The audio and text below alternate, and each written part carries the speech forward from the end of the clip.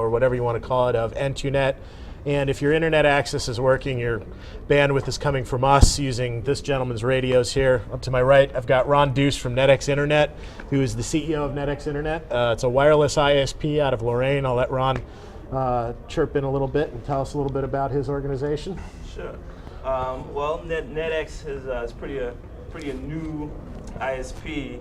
Started out in 2003, kind of bought out an older ISP, which is just doing dial-ups and DSL services, working with and through the ILEX.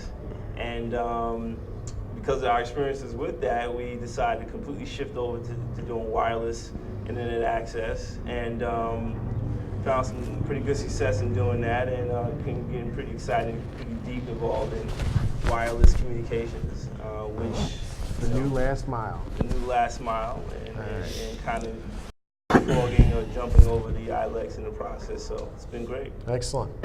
And on my left here is Frank Muto, who's the founder of the Washington Bureau for Internet Advocacy, is it? Right. ISP Advocacy? Right. About a year and a half ago, we had, my background basically starts in '94, starting with web hosting and development. Came in ISP in 1996, grew into facility base in '97, and got my ass kicked in about 2001 with the ILEX, losing a couple in DSL equipment and so forth when they said I couldn't do it anymore.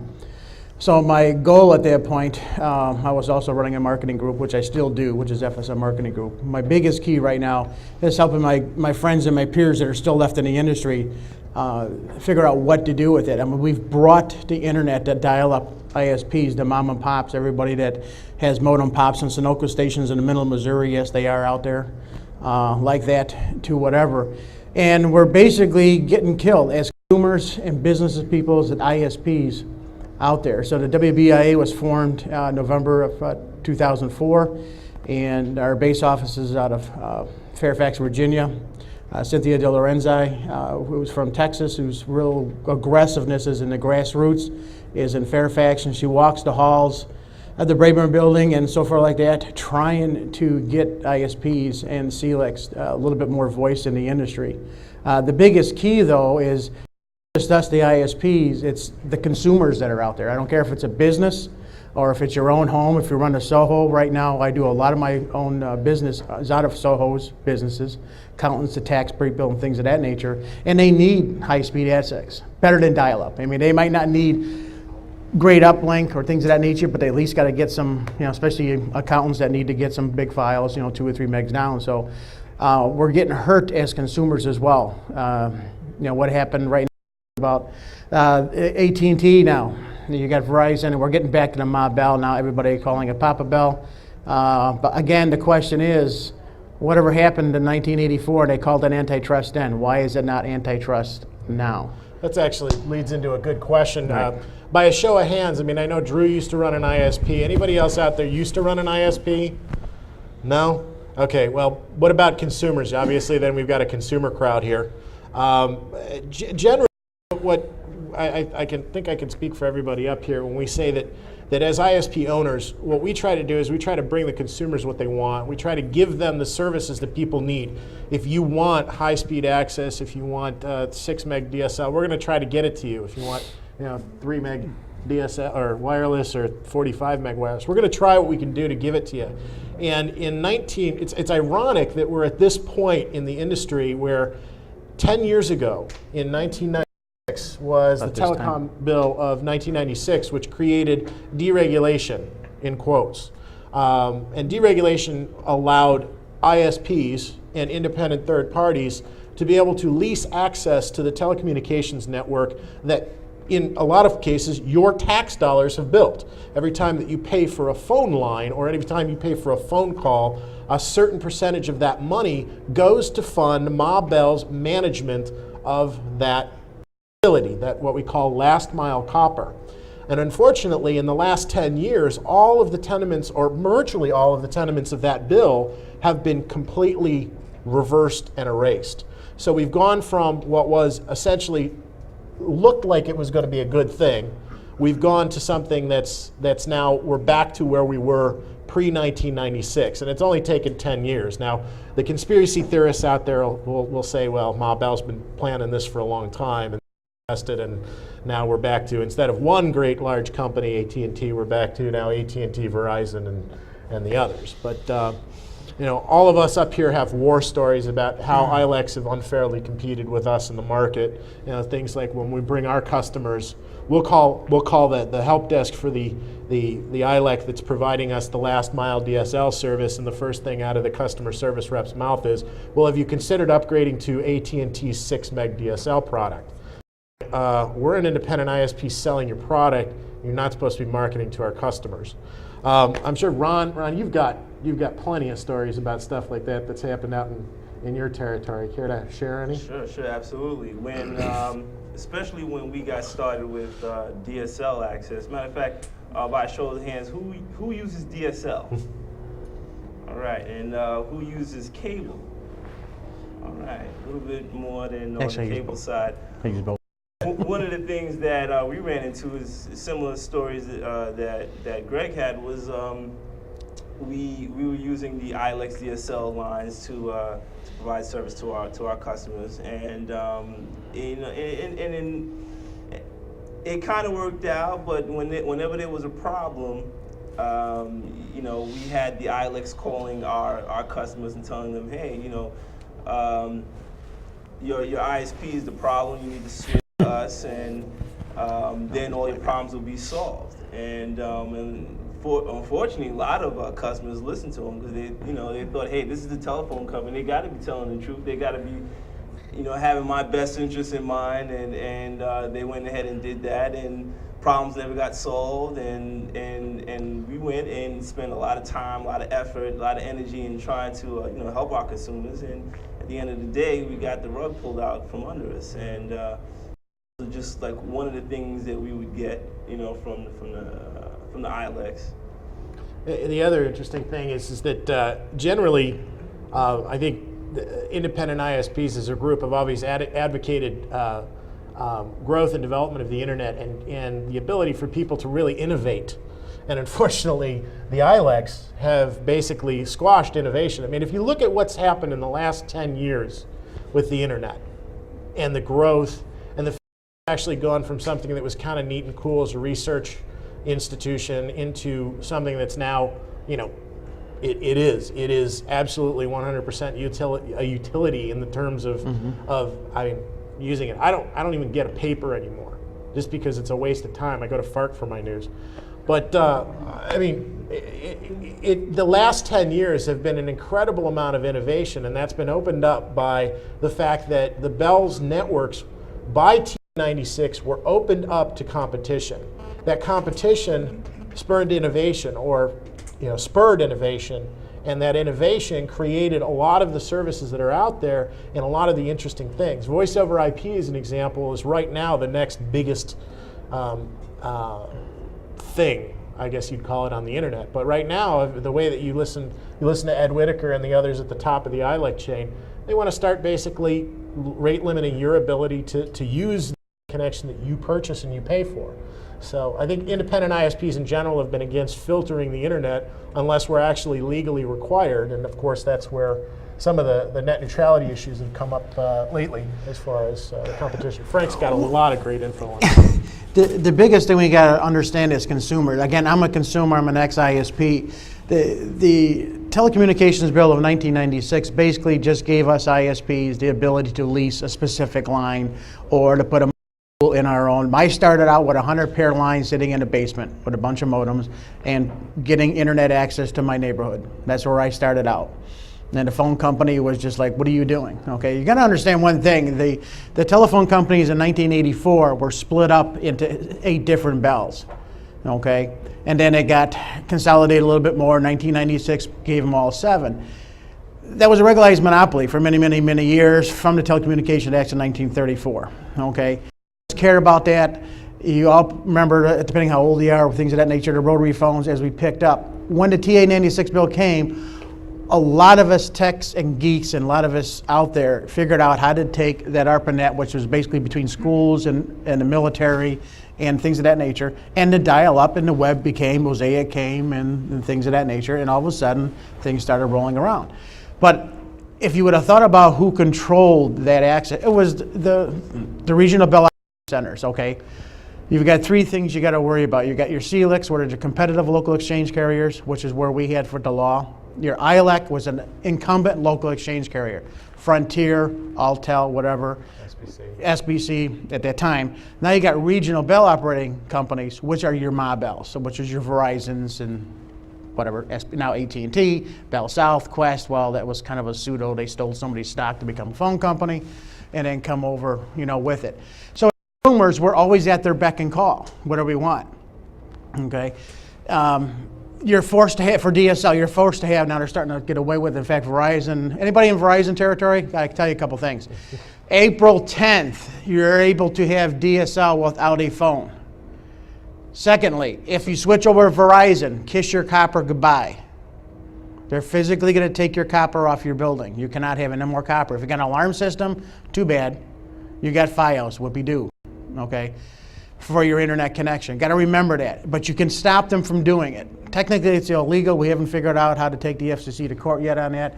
But what Verizon is doing right now is in your home or your building, or wherever you're at, they're bringing in their FiOS, which is their fiber, giving you internet access, giving you a digital phone, which they're having problems with 9/11 too, but the FCC won't live up to it, and the like. And they're going to pull your copper out of there. So if you have an alarm system, monitoring system, or say you have an apartment building with a couple people in there, they don't want it. They're stuck. But when they come install it, you sit there right in front of them and you tell them to leave it alone. Okay, that's just anybody with Verizon FiOS right now. Right. Yes. Just to clarify, you mean when they take out the copper, they need some sort of power backup system for this fiber? Let me tell you one thing. You got an 8-hour battery system that you're going to have to worry about dealing with. And that's the whole problem right now is Congress. Congress has no idea that technology that's behind what's going on with the fiber and what it'll do. And you only got 8 hours battery pack on there. If you're in FiOS, if you're on the Verizon. And they're going to send you a battery to go pick it. And you're going to do what with it? Okay? You're going to count on that for an emergency. What's happening in the industry right now is the big two right now, AT&T and Verizon, are doing everything they possibly can, and supposedly in our best interest, but are literally killing our ability for homeland security. The biggest problem we have right now, and the fight we're having right now, that your congressman won't bring to you, that your senators won't bring to you, is the fact that they don't understand homeland security. The digital age is not secure. It is not going to be helpful. There is no redundancy. When you start eliminating the copper, that's 100 years in the ground. That still works. Do not give up your copper. Your FiOS, that battery goes down, kiss it goodbye. Okay? When the power goes out, you still got a ring-a-ding-ding on your little copper phone. Always keep one available. I spend right now, I came from Illinois and now in Ohio. I'll spend the $12 a month to have that little Princess phone sitting in the corner. I will never, ever give up a tried and true copper. Never will. As far as, yeah. What's that? $41 a month.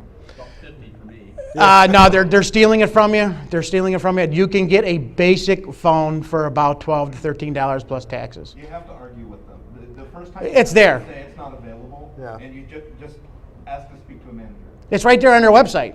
You can go right to their website and order it. It's buried, but you can find it. You can find it. It's not an advertised service. Okay. Well, I'm an SBC AT&T affiliate, and I sell their Connect as far as what they call their web partner program. I do roughly about somewhere between 2,000 to 3,000 of those sales a month.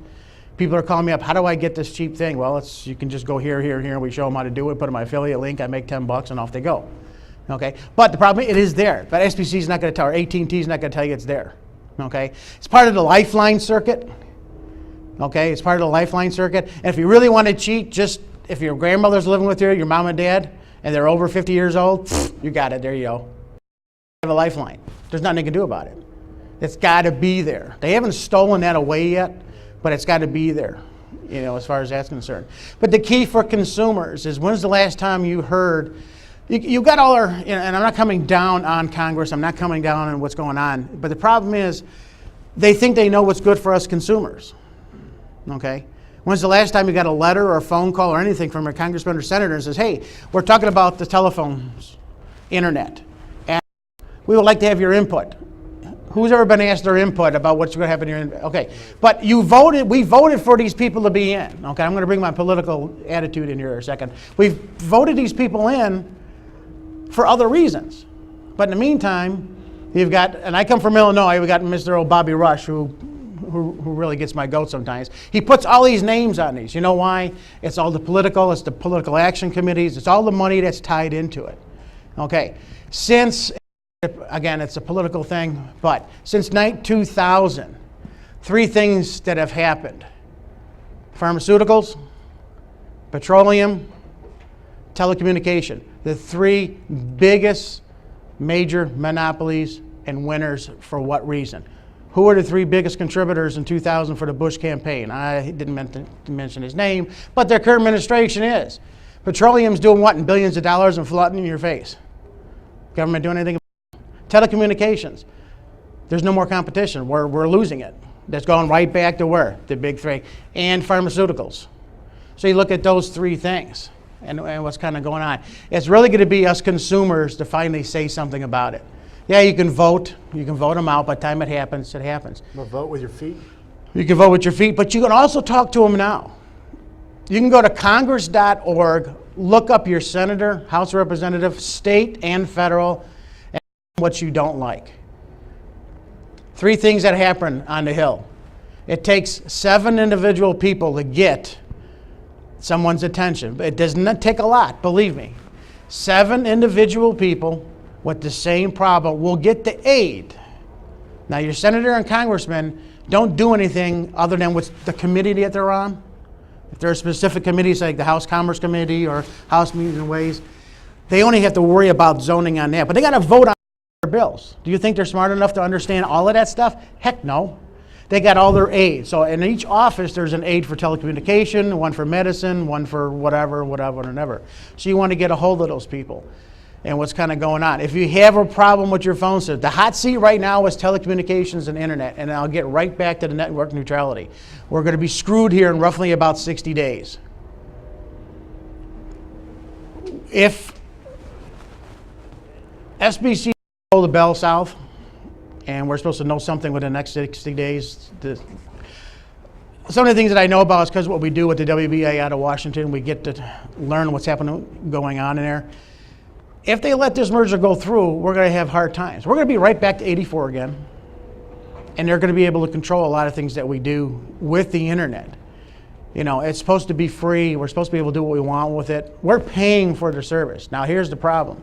If you like Google, if you like any other major so-called content providers, you're paying for the service for your cable or your what?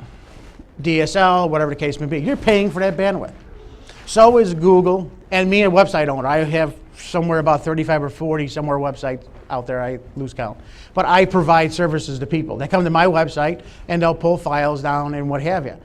Well, what's going to happen to Googles and the Amazons and whatever, AT&T, Verizon, and Bell South, and Arbach to go, we want a piece of that action now again. Well, Ed Whittaker's gone as far as to call the people, his consumers, the people that are paying Ed Whittaker's salary, and Ed Whittaker is the CEO of AT&T at this point, has gone as far to call you, the consumers, parasites. Parasites. You are parasites on his network. It's his network. It's not, you didn't build it. Okay? Between the years of 1998 and 2004, you know, ISPs were responsible for 60% of AT&T's build out. Okay? 60%. You guys wouldn't have the resources that you have at your disposal if ISPs hadn't gotten together and actually delivered that. And now you're parasites because you're on their network and you're using it and you're not paying him for every bit that you send across it. Right. And Yahoo and Google are the freeloaders. Okay? So it's not like... Wait. Yeah. Despite the fact that Yahoo and Google have gone lengths to place caches of their information at strategic points in the internet to reduce the total bandwidth. Like, for example, with Cox Cable as a cable provider. Now, I don't like any particular large-scale provider, but Cox and Google have gotten together, and Google has a significant amount of resources that are actually located on Cox's network that are mirrors of its data, so that it can be more friendly. Google searches on these networks can be more friendly to the general internet as a whole. I mean, you don't want million subscribers out there all going to the same website, if you can basically load all that content into their data center and keep it fresh, it's the same thing as caching. So again, AT&T and the big companies here are going to basically try to charge you to access other people's content. Well, that's the problem is, though, you got Yahoos and the Googles and so forth. Everybody thinks they get connectivity for free. Well, that's what the Whitakers of the world are trying to make the consumers think. They pay for their, whether it's a T1 to OC92, whatever the case may be, over hundreds and hundreds of millions of miles worth of copper and fiber that's out there. They're paying for that transport. But now what they're trying to do is say, oh, we want a piece of the action, okay? Especially in Ameritech land and where I grew up in Illinois and Ohio here and things of that nature, you got Project Lightspeed, okay? When SBC took over Ameritech, in Illinois, they had promised they were going to bring out the fiber and get the equipment and things of that nature. What they did, basically, what SBC did was lie to the Congress and lie to the FCC. They went out to Lucent and leased hundreds and hundreds of millions of dollars worth of equipment, put them in the COs, had the auditors come out and look and say, yep, looks like you guys are going to build it. We're going to give you your what? We're going to give you your merger. Within 30 days after our merger, Lucent and UPS and things of that nature were pulling that equipment out of the COs. I live 2.5 miles away from one in Geneva, Illinois. One day and saw not one or two, but 15 55-foot trailers lined up, pulling off boxes and still got the wrapper on it from Lucent. So I called my buddy who was a lab rat for Lucent, started with Bell Labs, actually was the CTO of my company, and said, what are you guys doing with all this equipment? He goes, well, that's the stuff we leased. We don't need it anymore now that we got the merger. And this, by the way, this stuff is just not stuff that we're saying. You can go out on net and find it. There's a guy that we invited that couldn't make it. What the hell's his name? David something or other. Eisenberg? No, not Eisenberg. It's the other guy that always complains that he doesn't make enough money to go anywhere. But he's got an ebook out there called the $20 billion. Oh, Bruce Kushnick. Bruce Kushnick. Bruce Kushnick. And he's the gentleman is really kind of interesting. He's an ex-Bellhead, did a lot of consulting for them and so forth like that. He's basically started doing auditing of phone bills. Okay.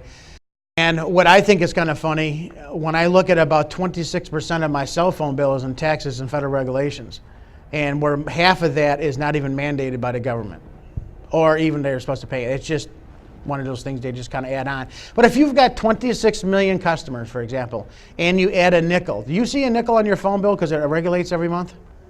If you're paying by the minute or a flat rate, you don't see a nickel.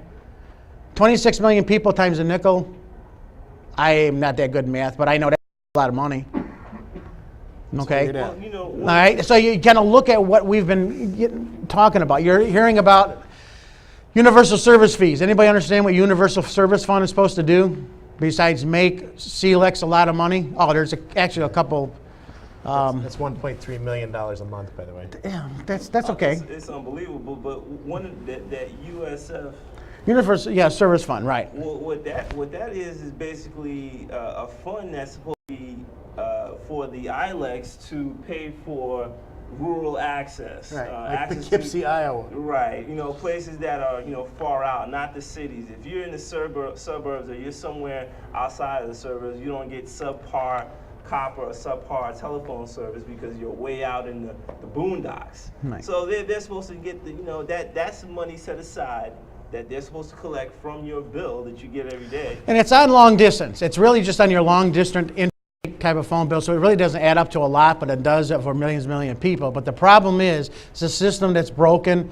I could probably go look it up on the internet again, whatever, but about a year and a half ago, there was the RICO Act was established on a CLEC in Kansas that he was making more money on USF fees than he was selling phones. He had 4,000 lines, was making $1,400 a month just on the service fees. Your fees are based on how hard it is for you to supply local phone services in that area. So we've got a very broken system, and we've got to figure out as consumers how to get it back from them. Yes? I live in a rather prominent suburb of Pittsburgh, Pennsylvania, and there are people just 2 doors down that just cannot get DSL. And is there any way that us as consumers just can call them on this ISF because they're just completely dropping the ball? But see, that's not really, it's not supposed to be for that. It's supposed more for rural to help the high build out. You know, if you got a county where you got thousands of, you only got 60 or 50 homes, okay? You're not bunched up, and it's really just the cost of build out. Plus, it was supposed to help for schools and libraries and whatever. When it comes to that particular problem right there, if it's in a Verizon territory, I can guarantee it's because the local plant is now switched over from copper to fiber, and what the else have done is actually held us hostage as consumers, and they basically went, and it's in the paper, they basically went to Congress and said, listen, get rid of these ISPs, or we're not going to bring out broadband, because of the administration said everybody's supposed to have broadband by 2007. Well, we know that was just something to get votes, and it was just a big thing to use in 2000, because that was the real high. That was when dial-up was starting to do a little bit of a peaking and things of that nature, and come down. So that was just a catchphrase at that time. Everybody's going to have 2007. Don't think so. It's not going to happen. Well, I know that's bull because there is another rural county that's right next to us, and I used to have people come to me all the time and say, why can't I get DSL? Why can't I get this? And I called up a buddy of mine that worked in the county recorder's office, and I said, hey, when was the last time a build permit was issued by the telco, to actually string, wire on the poles? 1956. They're not mandated to use the. Let's put it this way. Let me tell you something. They are. It's not even like they've had any recent build permits in the last. They don't have to. There's nothing in the law. There's nothing in the law. They get the money. And they hold on to it. They hold on to it. And they make interest on it. Actually, they actually use that money for internal operations. Well, yeah, for GSA, but that's not the point. You're absolutely right. We can come up. We did that in Wisconsin. We did it in rural Iowa. We did it in rural Illinois. Went right to the local ILECs and things of that nature. Frontier citizen. Big pain in the ass when it comes to that. They get millions of dollars a year to upgrade rural communities. Okay, we've got pictures and things of that nature where they've got, they're taking tape and putting things together and things of that nature, but they get hundreds of millions of dollars to replace that line. Okay, we've seen them take old line. If they have to replace a copper line, this was in Illinois and Iowa. On the pair swapping game. Yeah, well, they'll go to another and take some off. They'll take whatever they got off the truck to patch it in and things of that nature. Instead of taking the millions of dollars that they were given as far as the general fund to string a new line to make it work. Verizon techs tell me that. They said they fully admitted to me in rural areas, they will go and swap a pair. Customer B on one side of the street bitches, moans, and complains they're getting static. Yeah. Guess what? They're not going to replace that whole string of cable. They get up on the pole, they flip the pair. And customer B on the exact opposite side of Now's got problems. Right. Well, see, let me tell you, that's job security. See, I'm sorry, but to tell you, but that's job security. That's job security for the tech. Okay, it was easier to do that. So consumers, the biggest thing I think we're talking about as far as what we're here talking about today is the consumers have really got to start saying something. And then most of us has got the ability to get on the net. Let's put it this way, do not mail anything because of 9/11. It takes 7 to 8 weeks to get mail. Internet, email, fax. They will get the attention of fax. It takes 7 people to get the aide's attention to get on, hey, something's wrong list. Anything more than that makes a big difference. So we want to talk about how we can help us as consumers. We're all consumers here too, not just business people. We're consumers. Yes. You get stuck in one of those games because I've actually been in there. I spent Yeah. to get DSL working. I didn't even have phone service for a while. It was even usable. I spent literally 150 plus hours on the phone. I had a log of all of it on the phone with SBC. I lived in the major metropolitan area, in the Indianapolis metro area, actually in the city limits. And it took that long talking to these people. And the previous owner had phone service that worked. And when I moved in, they'd swap the pair out, and there was a dial tone on the pair that ran into my building all of a sudden. What do you do? How do you get around that without getting caught in that bureaucracy? Because I know I'm not the only one. We've got 2 people sitting here in just this room. If you think about the percentage of people having problems just sitting in this room, multiply that by millions of people out there, you know what? And we're not saying anything about it. Yeah, that's the thing. You spent 150 hours on the phone with SBC and eventually maybe got working service. If you would have taken 15 minutes and had you and your friends, 5 other friends, write something to your congressman and the PUCO, or if you're from Ohio, the PUCO, whatever your utilities commission, you gotta speak up. I log every conversation that I have with SBC. millions and millions and millions of lines of text of conversations I've had with Well, a SBC. bunch of us in Indiana actually did complain to the Regulatory Commission in Indiana. I can't remember what the name of it is. And the result was they smacked with a $100,000 fine. Yeah, well, and this So is, what? there's just Okay, that was an something hour else. and a half worth of retail. Okay, that's not a big deal. Them to pay the $100,000 fine. and That's the key. That's a point. That's a great point. We bring that up all the time on the Hill. They have more money.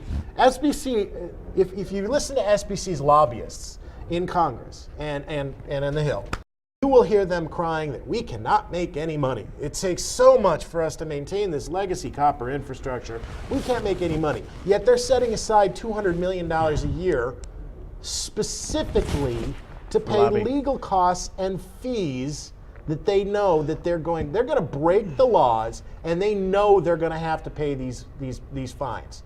And they will knowingly go ahead and do that. The pair swapping game, we get that all the time. We get people that come in, we go into a there's 5 or 6 people that have DSL in the building, and all of a sudden you got some idiot tech in there with a butt set going, oh, I don't hear anything on this line, there's no dial tone. And they'll go ahead and just take the pair.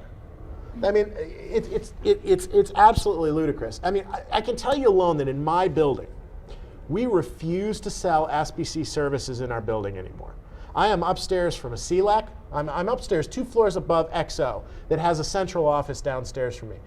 In hell, if I can go onto an OC 192 that's in a 911 facility, that I'm going to go and use 1947 paraffin wrapped cable from SBC to deliver services to my customers. And when I called SBC, 57 hours on the phone saying, we would like you to replace the riser cable. They said, well, when the new building owner took over, it was his responsibility. It's not our responsibility anymore. Yeah, but it's your DMARC. Well, it's not our responsibility, it's riser cable. Yeah, but DMARC, it's your boxes in our facility. We don't care. Okay, screw off. That's essentially what they pretty much tell us. They tell us, go away. So as a result, we've basically moved all of our customers off of SBC facilities. We have two SBC T1s that come into our facility, and the other 50 or 60 are XO, and there's a bunch of others that are ICG and WorldCom. We refuse to sell services on SBC's network unless we absolutely have no choice, which with DSL we do.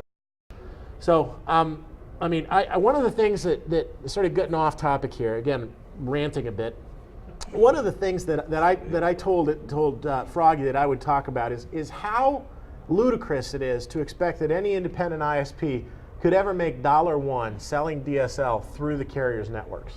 Okay? Now, with dial-up, you had the opportunity to buy lines, and under the Fax Act or whatever that was, which they're trying to take away so you can't make calls on your phone line anymore. And it's called computer too. Yeah. Under that scenario, we were able to basically have a ratio of dial-up lines, 10 to 1, 15 to 1, 20 to 1 if we're selling really cheap internet access, and we would allow consumers to dial in and access the internet. Very set lines, okay? When we do DSL, you've got to be less than 20,000 feet from the central office, depending, well, with the old technology. With new technology, maybe 30,000 feet if they really want to push it. Well, so that means that the bells have to actually build out facilities into manholes and these little bunkers on people's lawns where they're putting D-slams to consolidate within a 30,000 square foot radius to provide DSL. Granted, that takes money to build out, but you're already paying for that in your taxes for your phone bill. So, of course, they cry and did the whole thing with Lucent, and they said we're going to deliver broadband everywhere. They claimed that by 2006 they would have 98% of SBC's market covered with DSL. You know what the penetration is now? Anybody have a guess? 30. 10. 17. Keep going. 2. Less than Last I heard was 6%. Oh my God.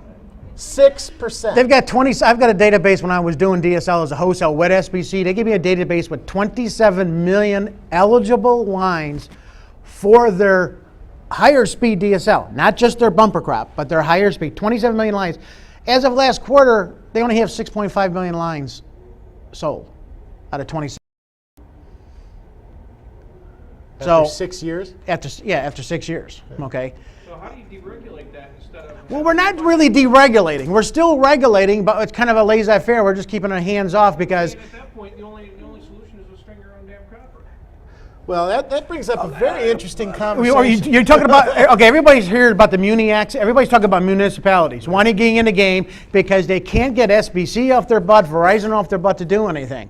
But in the meantime, If your town, like your local town, would like to get their own municipality, pull in a line, and start using their own rights of way, I'll be damned if SBC, Verizon, or Quest, or Bell South, they're sitting there with their lawyers saying, screw you, you can't have it, we're going to take you to court, and we're going to beat you down. They've actually gone and in several states made it illegal. They've been able to get laws passed that make it illegal for a municipality to run its own telecommunications infrastructure. Indiana. And I think they've done that statewide, and three or four states already have laws on the books that says these municipalities cannot start their own network. You know, but the bottom line is the telephone companies don't care about the internet. That doesn't make any money. They don't know how to make money on it. If they did, I as an ISP wouldn't have been around. I was using their infrastructure. They could have just given dial-up away between 1996 and 2002. They could have gave dial-up away and killed all of us. I wouldn't have had 52,000 end users. I wouldn't have been a pretty mid-level ISP. But they didn't want it. They didn't want it. All they cared about is when the 96 Bill Act was enacted and they lost long distance, everything was split up, there was the intrinsic thing was going on that they knew they had sunsets built into it. If you had a chance to read, it's about 348 pages long. If you had a chance to read it, which I have somewhere about 40 or 45 times already, and that's just over the last year. There was sunsets built into that law in the 96 bill. It looked great on paper, and it still works. Only if the FCC, the Federal Communications Company, would have done their job and in doing enforcement of it, okay? And we sit as consumers, again, we sitting up here as consumers. My goal is with the WBIA is with ISPs, for 5 years, I've been trying to wake them up. But the problem with friends and peers in it is they're kind of idiots, okay? Yeah. And I tell it to them right to their face. I don't cut anything long, but they're afraid to tell you, the consumer, that they're in trouble. But if you knew your favorite, who hates to switch email addresses? Who hates it? 99.8%. I'm in the marketing business. And I'll tell you one thing. When I gave up my ISP because of a partner and some legal issues, things of that nature, I had 52,000 end users, 350,000 mailboxes. I gave my people, and I had two of my suppliers go underneath because they went out of business. But I gave up the dial-up business. I gave my people 90 days. Guys, I can't do this anymore. We can't bring you to DSL. We got people going belly under, left and right. We got DOMCON crash. You know what the number one thing is? What do I do with my email? I've been with you for 4 years. I says, for $10 a year, I'll keep it on my box. And that's what I did. You know, I've got 2 or 3 boxes sitting in Fayetteville as doing, I don't know, 160, 170,000 email boxes. Only about 10% of them are being used. But damn it, they got their email. They didn't lose it. They had it. They didn't want to go to SBC. I do an affiliate. I run a company that they outsource me as their CFO, secretary, treasurer. I run data operations. We do affiliate marketing. People call us all day long. Oh yeah, we'd like to get the SBC DSL, but why do I have to get their email? Email is the killer app. Email is the thing that people hate to change. You know, as far as that's concerned. So we have to look at what we're losing, because you know what? All they want, they're going after the cable companies now. The box are going after the cable companies. And now they want a piece of the TV action. It's not going to happen. The cable companies have got 30 years on it, the TV people. They want to be, they want everything out of the internet now. Now that they see that, hey, people are actually using this internet, and you know, we want all sorts of action. Well, you mentioned email, and for yourself, I've already talked to Greg about my complaint about exactly what you're talking about. I recently switched ISPs. And my new ISP thought I was insane not to want to just use their email. You know, use my existing email account. Their, you know, and I've talked to Greg about reasons for the ISP blocking various traffic, things like that, which I understand. As guys running ISPs, what is your perspective on my issue was, I have my own email, I want to be able to send SMTP over standard ports to that server. Mm-hmm. I understood the filtering reasons for that. Should I, as a consumer, and I read through every last bit of any documentation that they had as far as what I agreed to with my service, which incidentally I found a whole contract on their website that supposedly I agreed to, but I never signed. They never presented it to me when they came and hooked up my cable or at any other point. Use of the system. Yes, use of the system. But basically, I mean, when I got them on the phone, they basically told me, we have no requirement to tell you what ports we're blocking, or to unblock them. Unless you give us a bucket of money for a static IP. Right, there's a no... bucket of money for more.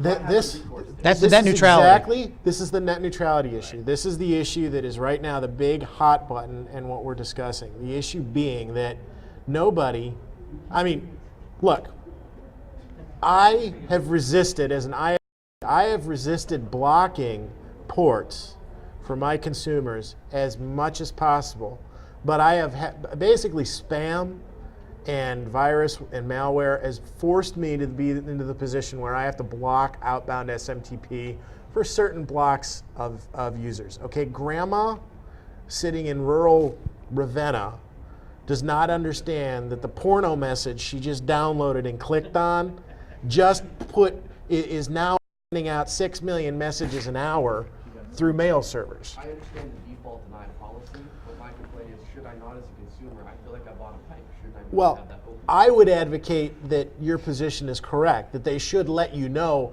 this is what you're not allowed to do on our service.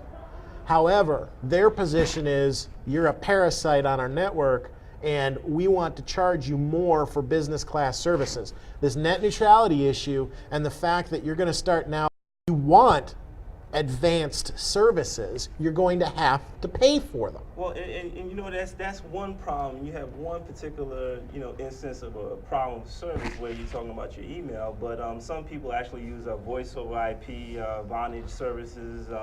It's pretty big, and in that same example is what they're saying. Hey, we don't promise that what you got on the internet should work. Basically, if you want that to work, for whatever reason, then you pay more. What's this true when you get into the tier internet? Yeah. Monitor just the nature of packet switching. Sure. Yeah. Sure. There are definitely issues with delivery of voice over IP over the public internet. You're not going to get anybody up here telling you that it's not. But intentionally screwing around with your packets, introducing jitter and delay, and basically blocking specific ports. I mean, there was just I've heard of that. I've heard like some cable companies want to run their own VoIP service, and they want to start blocking. There you go. Absolutely. Now, if they're up front and telling you that, then you as a consumer say yes or no. It's when they don't tell you where it's not fair. Or it's buried so far deep in the into information, as Chris has pointed out. Acceptable use policies. If you go to any kind of service policies, you got to look at terms of service, acceptable use policies, and they're starting to bury. We're familiar, privacy policy. Right. You'd be surprised how much stuff is stuck in the policy. 1984. Okay, type of stuff. Well, it's like TOS bits for your quality of service. There's no guarantee that your ISP has to forward those on. Right. But Comcast specifically, I believe, was basically dropping those and changing them around so that they would basically. And then they would tell you a service upgrade, they would stop doing that. Right. Yeah. I mean, look, there's a bunch of issues going on right now, and Vonage for all of the innovation that they've done as far as bringing VoIP to the consumer level, I think is a dead man walking, because voice over the public internet, it's really not that great of an idea if you need to rely on it. It works most of the time, but you can't guarantee. I mean, when you have a circuit switch network like the PSTN, point A to point B, you are going to 64 kilobits of data, and it's going to be guaranteed, and there's no other contention for any other service on that line. Once you get out onto Cox's network or Comcast network or Cogent's network or any of the other networks, you're basically at a packet switch network. There's no guarantee that one packet isn't going to take 30 seconds to go halfway across the universe and back to get to your neighbor, and then the next packet will go right there from their router. I mean, there is no control over that with TCP/IP. So voice over IP, this is a whole other discussion, but voice over IP, I believe, is inherently a very good thing. It's a great thing for consumers. Voice over the public internet is not such a great thing. So we're down to about 3 minutes? Yeah. 3 minutes. All right, so questions? Have you guys thought about doing things like cutting the AT&T out and just like get a T1 or whatever between your ISP and his ISP? Public peering. There was somebody that had that did a talk here today about building yesterday, I believe, about building metro peering points. I try to do that with as many ISPs as I can. I mean, we're in the process of setting up a 100 megabit peering point just for our customer bases. But the problem is that, as Frank pointed out, a lot of ISPs are they've got blinders on. You know, the ISPs could go to their customer bases and have a machine to go to Congress and take it to their senators, but people don't want a message out saying, hey, we need your help, because it makes them look more incompetent than they already are, I guess is to say. I mean, As Internet, do you send out like mailings to your clients? Every now and then when we have a really important issue, we try to do that, yeah. I mean, there's still 30 million people out there still up on dial-up, and there are new ones up every day. The internet itself, the public internet, was a best effort at best. So we basically took a system that wasn't designed to be doing what it did, but you know what? It made a lot of millionaires, billionaires. There has been nothing in this country's history in a 10-year period, actually in a 5-year period, that took the economy to where it was. And you're talking about a U.S. economy. And they got spread across to the rest of the world. Right. Everybody keeps talking about, and I don't want to make too long, how about what Asia's doing, Japan and China, whatever. Think about this 1 second. We got 100+ years of copper here that the bells are making money off of. Europe, Asia, Japan got bombed the hell out of. Guess what you're going to put back? Fiber. You're not going to put copper back in. You might as well throw the fiber. And they're clustered much closer than we have in the United States. Right. Totally different, bigger markets. So when you talk about the United States falling behind in broadband, no, we're not. Technically, we have the highest penetration of broadband per capita than, it still is. Korea. Huh? Korea has 25% broadband. Yeah, but it's so much easier when they got them stacked, racked, and packed and multiplied into that nature versus the United States, whatever the case may be. But it's still something that we have to fight for. All right, we got to wrap it up. I apologize, we don't have more time. I'm available for questions after. You can always find me in the bar for a beer. I'd be happy to have a conversation with you over beer. I wanted to thank everybody. There was one question. If you didn't get your questions asked now when we're breaking down here, feel free to come up and ask me. I'm sure Ron and Frank are the same way. I wanted to thank you guys for participating, and hopefully we provided some valuable information for you. Thank you very much.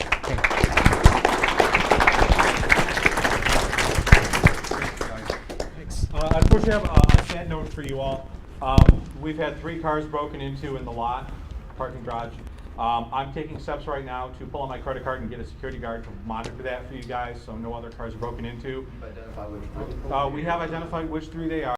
So far, they've all filed police reports and gotten it fixed, but I just thought I'd let you folks know, and I'm not going to let you down. And if you want to help the cause, let me know. All right. Thanks a lot, gentlemen. I appreciate it. Great talk. No problem. Thank you. Hi there. How you doing? I work for a municipal ISP, Richmond, Indiana. Oh, Richmond, okay. And part of Richmond Online. And you said useful help regarding You had a question. I'm sorry. naked DSL. You talked about They've already rolled that out of the last mile, replacing it with fiber. Yeah. But what I'm seeing is where they're really putting money is into towers. Right. And there's April a lot 10th, more effort. according to what Talking about building out, that's what they're building out. Right. So where does from pulling out copper and putting in, they don't seem too anxious to be doing last mile We stuff already had anymore. one person.